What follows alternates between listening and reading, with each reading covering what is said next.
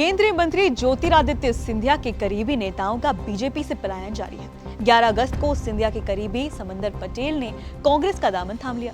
पिछले 2 महीनों में मध्य प्रदेश के अलग अलग इलाकों से सिंधिया के 7 करीबी नेताओं ने बीजेपी को छोड़ कांग्रेस का साथ दे दिया। सिंधिया के जिन समर्थकों ने बीजेपी को छोड़ कांग्रेस का दामन थामा है, उनमें अधिकांश ग्वालियर और चंबल संभाग के हैं। ग्वालियर चंबल संभाग को सिंधिया राजघराने का राजनीतिक गढ़ माना जाता रहा है। सिंधिया के सभी करीबियों को सीधे कमलनाथ ने कांग्रेस में शामिल कराया है। चुनावी साल में सिंधिया समर्थकों के बीजेपी से रुखसती होने पर सवाल खड़े हो गए। सियासी गलियारों में सवाल पूछे जा रहे हैं कि आखिर सिंधिया अपने लोगों को क्यों नहीं रोक पा रहे हैं। तो आज यही जान लेते हैं इस वीडियो में। नमस्ते, मैं रिया श्री और आप देख रहे हैं एबीपी लाइव। सिंधिया के किन किन करीबियों ने छोड़ा बीजेपी का साथ? पहला, समंदर पटेल।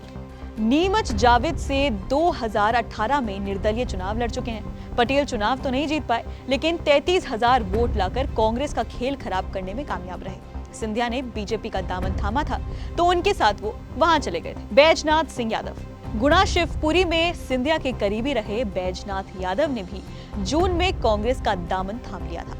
बैजनाथ यादव की पत्नी कमला यादव शिवपुरी जिला पंचायत अध्यक्ष रह चुकी हैं।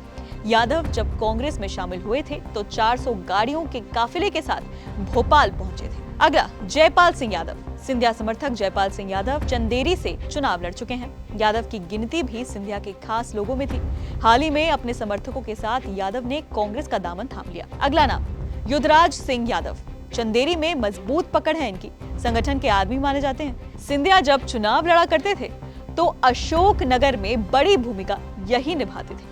जयपाल सिंह के साथ इन्होंने भी कांग्रेस का दामन थाम लिया। रघुराज धाकड़ कोलारस से आते हैं और करीब 20 सालों से राजनीति में। धाकड़ समाज के कद्दावर नेताओं में रघुराज की गिनती होती है।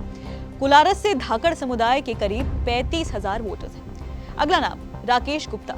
शिवपुरी में बीजेपी के जिला उपाध्यक्ष पद पर थे। सिंधिया जब कांग्रेस में थे तो गुप्ता को जिला का कार्यकारी अध्यक्ष बनाया गया था।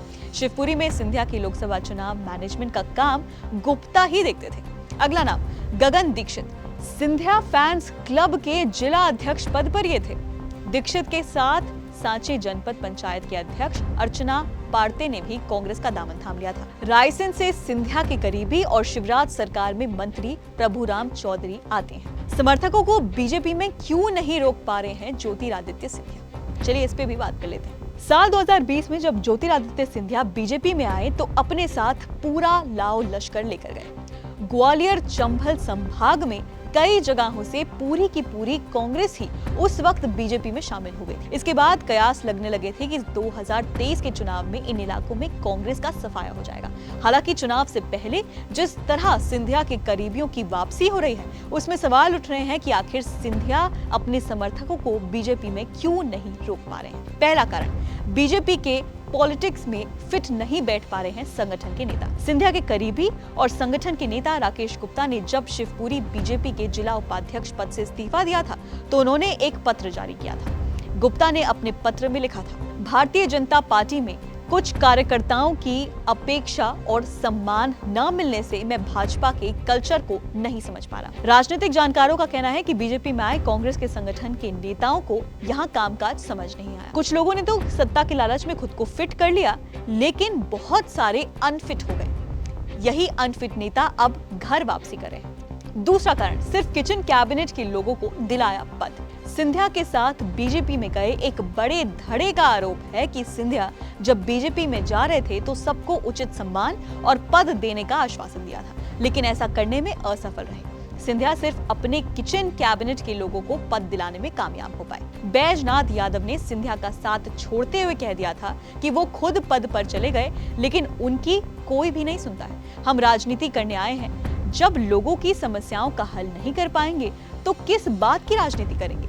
मध्य प्रदेश में सिंधिया के साथ सरकार में आने के बाद शिवराज सिंह चौहान ने मंडल बोर्ड में नियुक्तियां की थी, लेकिन पार्टी के भीतर ही विरोध के बाद कई पद खाली रखे गए थे। तीसरा बड़ा कारण, भविष्य की चिंता। सिंधिया समर्थक नेताओं को भविष्य की चिंता भी सता रही है। सिंधिया का दामन छोड़ने वाले समंदर पटेल जादव सीट से टिकट चाहते थे, लेकिन वहां से मंत्री ओम प्रकाश सचकेला का पलड़ा भारी होने की वजह से सिंधिया ने समंदर को कोई आश्वासन नहीं दिया। इसी तरह धाकड़ की भी इच्छा कोलारस सीट से चुनाव लड़ने की थी, लेकिन उन्हें भी कोई आश्वासन नहीं मिला। सिंधिया खेमे के अधिकांश नेताओं के साथ छोड़ने की वजह भविष्य की राजनीति है।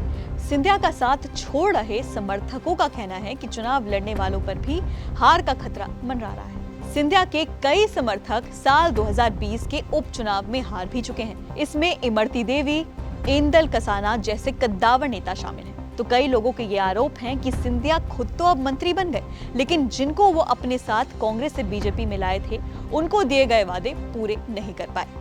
फिलहाल इस वीडियो में इतना ही, और बाकी अन्य खबरें जानने के लिए आप देखते रहिए एबीपी लाइव।